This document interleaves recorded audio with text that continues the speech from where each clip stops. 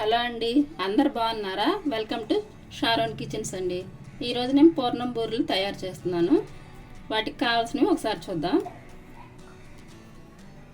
పచ్చిపప్పు 1 glass, మినపగుళ్ళు 1 glass, మనం ఏ గ్లాస్తో తీసుకుంటే దాంతో బియ్యం 2 గ్లాసులు, కొద్దిగా యాలక్కాయ,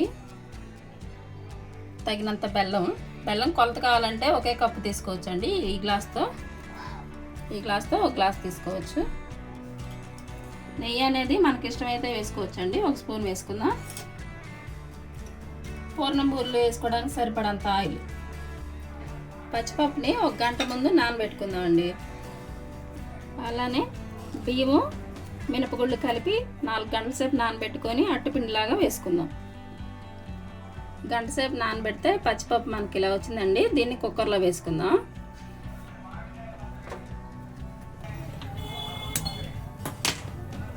స్టవ్ మీద కుక్కర్ పెట్టుకొని మనం తీసుకున్న కొలతకి దేంతో అయితే తీసుకుంటే దాంతో 1.5 వరకు వాటర్ పోసుకోవాలండి. నేను గ్లాస్ తీసుకున్నాను, 1.5 గ్లాస్ వాటర్ పోసుకుందాం. వాటర్ పోసుకుందాం అండి. నేను ఈ గ్లాస్తో తీసుకున్నాను కదా, 1.5 గ్లాస్ వాటర్ పోసుకుందాం. 1.5 వాటర్ పోసుకొని 4 విజిల్ రానిచ్చుకుందాం. నానబెట్టుకున్న బియ్య పిండి మినపగుళ్ళు కలిపి ఇలా అట్టుపిండిలాగా వేసుకోవాలండి. ఇలా మెత్తగా వస్తే సరిపోయింది. దీనిలో తగినంత ఉప్పు వేసుకొని కలుపుకుందాం. పిండి లూజ్గా ఉంచకుండా ఇలా కొంచెం చిక్కగా ఉంచుకుంటే మనకు పూర్ణాలు లూజ్గా రాకుండా బాగుంటాయి.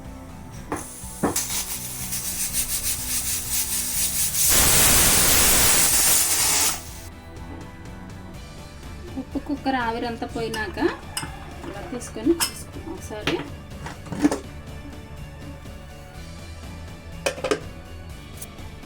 పప్పు అంతా మనకి ఇలా ఉడికిపోయింది. ఇలా మెత్తగా అవ్వాలి. ఇలా పప్పు గుత్తో కొంచెం మెత్తగా చేసుకుందాం. వాటర్ మనకి ఎక్కువ వస్తాయి అనుకుంటే వేరే గిన్నెలో కొంచేసుకోవచ్చు. ఇవి సరిపోతాయి. ఇలా కచ్చా రుబ్బి పక్కన పెట్టుకుందాం అండి. పొయ్యి మీద ఒక బాండీ పెట్టుకొని తగినంత బెల్లం వేసుకుందాం. 1/2 కప్పు వరకు. కొంచెంగా వాటర్ పోసుకుందాం అండి, 1 స్పూన్ వరకు.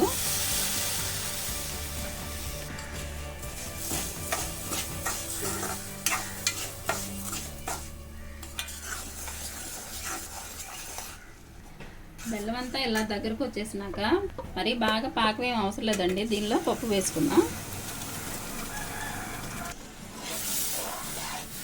ఇది బాగా మనకు వండకి దగ్గరకు వచ్చేలాగా ఉడికించుకుందాం.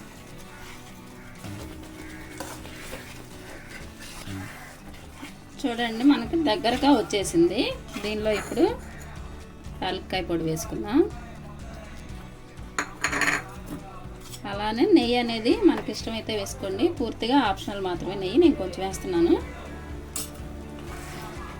స్టవ్ ఆఫ్ చేసుకొని చల్లారనిచ్చి చిన్న బాల్స్లా చేసుకుందామండి. ఇలా చల్లార పెట్టుకొని చేతికి నెయ్యి రాసుకొని కొంచెం ఇలా మనకి ఏ సైజు కావాలో ఆ సైజు బాల్స్ చేసి చక్కగా ఇలా రౌండ్ షేప్ వచ్చేలాగా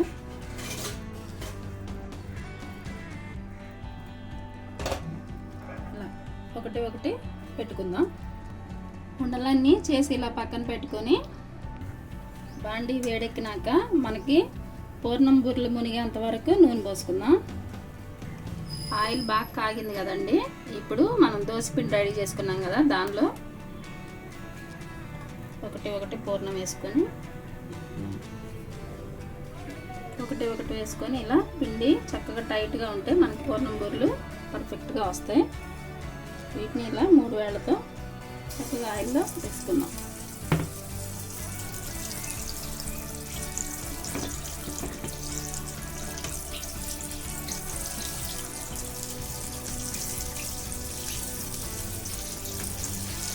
ఇలా గోల్డెన్ కలర్ వచ్చేంత వరకు వేయించుకోవాలండి. చక్కగా మనకి పూర్ణం బూరెలు రెడీ అవుతాయి.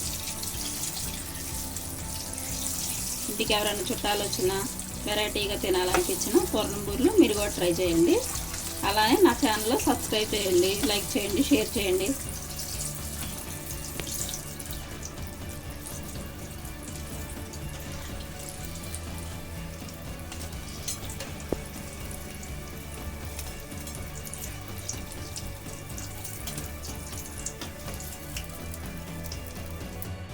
పూర్ణం బూరెలన్నీ చక్కగా ఇలా నూనెలో వేయించుకొని సర్వ్ చేసుకుందాం అండి.